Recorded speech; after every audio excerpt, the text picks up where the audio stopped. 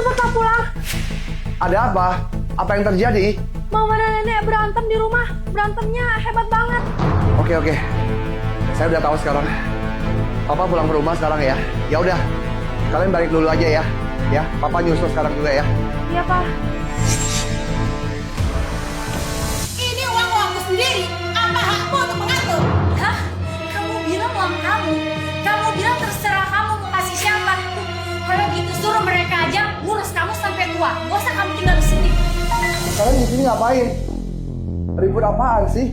Suamiku, pas banget kamu datang. Cepet bantu aku untuk buang semua barang-barang rosokan mamamu ini keluar. Nah, kasih tahu istrimu ini, dia mau mengusir mama dari sini. Ma, Mila, kalian bisa kasih tahu saya nggak? Ini ada apa yang terjadi? Kalau kalian berantem begini, nanti didengar tetangga, malu kita. Suamiku, Diam kamu. Nah, istrimu ini entah kena angin dari mana. Dia tiba-tiba ngamuk sama aku. Bahkan dia mau memukul aku. Aku tadi datang dari luar. Dia ini tiba-tiba marah sama aku. Dia bilang aku ini tidak adil. Dan dia menyuruh aku untuk pindah dari sini ke rumah adikmu. Dia ini benar-benar orang yang tidak bisa menghormati orang tua. Sama sekali tidak bisa menghormati mertuanya. Sudahlah, Ma. Mama tenang dulu bisa nggak? Mila, coba kamu cerita deh. Ada apa sih yang terjadi ini? suamiku, gini ceritanya. Tadi pagi tuh aku ke pasar. Aku beli 2 ekor ayam kampung. Terus mama suruh aku ke rumah adik ipar, antarkan 1 makanan untuk tambah-tambah makanan di sana. Setelah sampai di sana, kamu tahu apa yang terjadi? Mereka sudah pindah. Tetangga bilang mereka sudah pindah ke rumah yang baru di kota. Suamiku, kamu tahu kan, adikmu dan adik iparmu tuh tidak ada penghasilan. Dari mana mereka mendapatkan uang sebanyak itu? Terus tadi aku telepon sepupu kamu. Dan sepupu kamu bilang kalau mama yang mau belikan rumah baru itu. Dan harganya itu nggak main-main loh. 2 miliar sayang. Apa? 2 miliar? Kamu Ma, kenapa masalah adik pindah rumah baru itu Mama nggak pernah cerita ke saya, Ma? Ini sebenarnya ada apa yang terjadi, Ma? Mama buruan cerita deh. Suamiku, kamu ingat nggak dulu waktu kita mau menikah? Mamamu tuh setiap hari menangis di depanku. Dan dia selalu ngomong kalau kalian tuh nggak punya uang. Makanya aku nggak minta mahar ke kalian. Selain itu, rumah kita itu juga dibelikan oleh orang tuaku. Dan mobil kita itu hasil dari hidup menghemat kita, suamiku. Mah, sekarang anak bungsu mama mau menikah dan beli rumah. Mama langsung kasih uang sebanyak 2 miliar. Hebat ya, Mas. Tanpa berpikir panjang, Mama. Kalau Mama benar-benar memihak sama anak bungsu Mama, ya udah Mama sama anak bungsu Mama aja. Biar anak bungsu Mama yang merawat Mama sampai hari tua. Ngapain Mama tinggal di sini sama kita, Ma? Mila, kamu tenang dulu deh. Masalah uang 2 miliar itu sampai sekarang kan belum jelas ceritanya. Ma, ayo Mama cerita, Ma. Ini sebenarnya ada apa, Ma? Mama cerita deh. Nah, ini juga bukan kesalahan mama.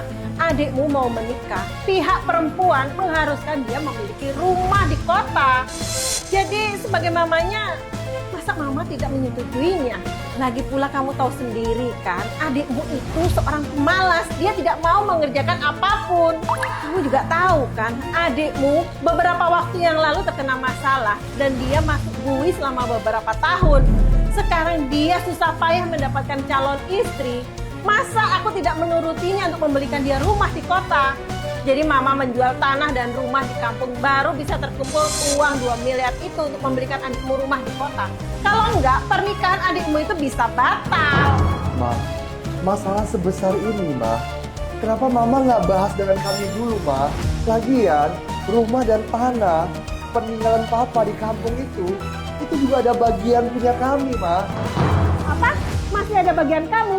Mama ingatkan kamu ya, selama Mama masih hidup, Mama yang berkuasa, Mama yang memutuskan di keluarga ini. Kalau adikmu itu sudah menikah, baru keinginan Mama terwujud. Ini urusan yang sangat penting buatku. Mah, emangnya anak bungsu Mama untuk beli rumah benar-benar sepenting itu ya, Mah? Mama nggak ingat ya waktu dulu Mama sakit dan Mama masuk rumah sakit dan Mama harus dioperasi. Biaya operasi Mama itu sebanyak 282 juta, Mah. Aku dan King pada saat itu nggak punya uang sama sekali. Kami bekerja keras untuk mencari pinjaman uang, Mah. Kami hanya mendapatkan uang sebanyak 188 juta, Mah. Kami nggak ada cara lain, makanya kami menjual mobil kami dengan harga murah untuk menutupi biaya operasi mama saat itu. Mah, karena urusan ini, anak mama hanya pakai motor buntut pergi kerja, pulang kerja, Mah. Mah, kenapa pada saat itu mama nggak jual tanah, jual rumah aja? Emangnya nyawa mama itu nggak lebih penting dari anak bungsu mama yang mau beli rumah itu? Alah, sudah nggak usah membahas hal yang nggak penting. Aku jual rumah ataupun enggak, toh kenyataannya kamu sudah bisa mengumpulkan uang itu kan? Mah, gimana hati nurani mama? Biaya waktu operasi mama dulu aja sampai sekarang kita belum lunasin, Mak. Dan beberapa bulan lalu, mama jatuh sakit lagi dan masuk ke rumah sakit lagi. Dan biaya operasi mama itu 235 juta. Aku dan Ki nggak punya cara lain, Mah. Aku pasang muka tebal untuk pinjam lagi uang ke orang tuaku. Sekarang, aku tuh baru sadar ya. Ternyata mama sudah jual rumah dan tanah mama dari dulu. Bener-bener aku nggak tahan ya. Dan mama harus tahu. Uang operasi mama sebanyak 230 juta itu adalah uang simpanan pensiun orang tuaku, Mah. Dan sampai sekarang, aku juga nggak tahu bagaimana aku harus mengembalikannya, Mah. Lila, orang tuamu cuma punya kamu satu anak perempuan saja kan? Terus kamu pinjam uang orang tua harus dikembalikan? Pelit banget sih jadi orang tua. Emang mama nggak pelit?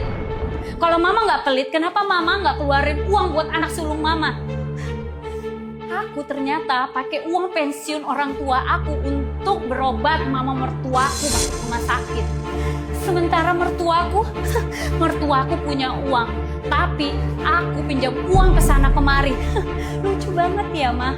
Mah, kalau sampai urusan ini semua orang tahu dan sampai tersebar, menurut Mama, seberapa malu Mama? Ma, untuk kali ini, untuk masalah ini, sejujurnya, Mama ada sedikit keterlaluan, Ma. Mama masih ingat nggak, Ma, waktu Mama sakit, Ma? Di rumah sakit tergeletak, Ma.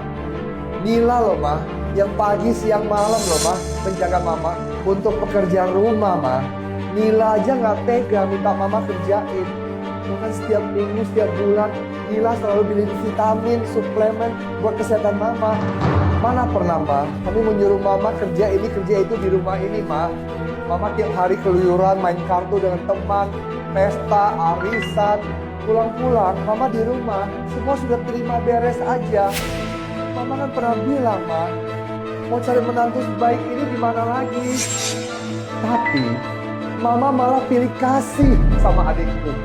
Kasih semua uang, kasih semua cinta Mama pada adikku itu.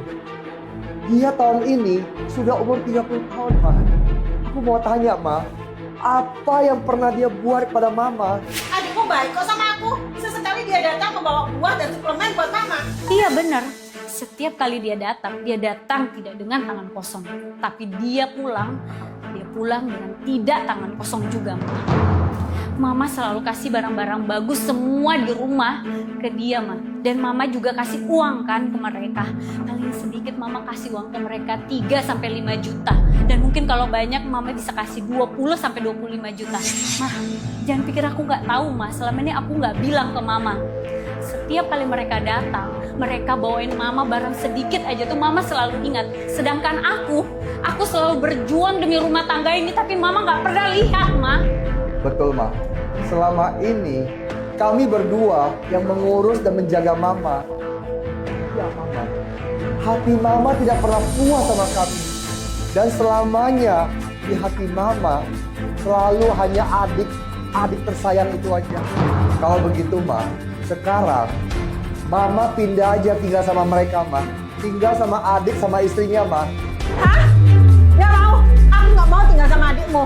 Kalau aku tinggal sama adikmu, aku nggak bisa tidur. Lagi pula, kalau aku ke sana, aku akan merepotkan adikmu. Ma, Mama ini luar biasa, Ma. Apapun, kemanapun, ada apapun, Mama selalu mikirin adik. Selalu ada di hati Mama. Pepatah mengatakan, Kaisar sayang sama anak sulung, tapi rakyat sayang sama anak bungsu. Pepatah ini jelas-jelas mencerminkan diri Mama sekarang ini. Ma, selama ini, apakah Mama pernah mengerti perasaanku ini, Ma? Sudahlah, Ma. Aku tidak mau mengatakan apa lagi, Ma. Aku cuma minta, Mama sekarang pindah ke rumah adikku, Ma. Rumahnya lebih besar, lebih luas, lebih bagus. Mama bisa sesuka hati di sana, Ma. Nak, tolong nak. Mama tahu Mama salah.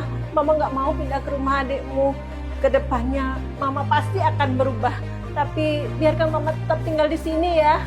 Ma, tadi saya bilang, Ma, cukup, Ma, sampai di sini.